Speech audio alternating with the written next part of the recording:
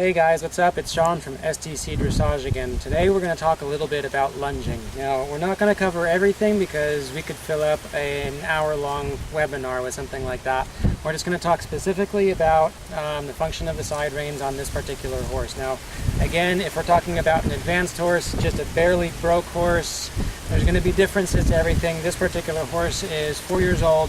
She's been lunged for a little while. She understands the side reins. I've been riding her for a while.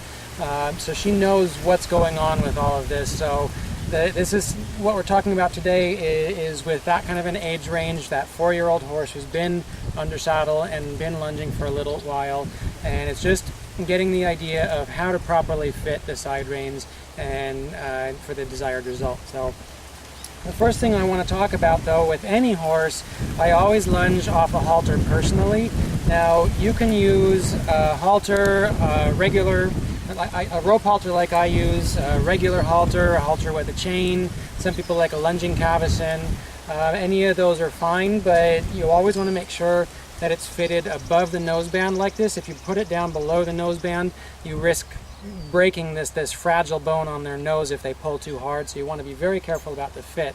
I like these rope halters because they tend to very easily fit over the noseband like that, and I like the knots. They give you a little bit more control if a horse tends to act up a little bit. Some people use a regular halter with a stud chain for that purpose. I personally prefer not to do that because the chain can actually damage and mark their nose, where this rope halter isn't going to do that, but it's still going to give you a little more control if you need it. I don't ever like to go through the bit ring with the lunge line, whether it's over the head or under the chin, anything like that, or even just clipping here. And the reason being, when I'm lunging them, I want the side reins to be the only thing they feel on their mouth.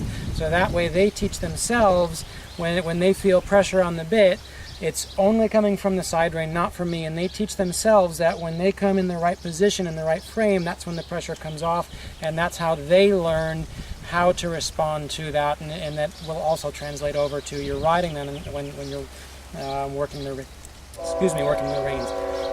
So that being said, we'll go ahead and clip her up, and I'll show you what I mean.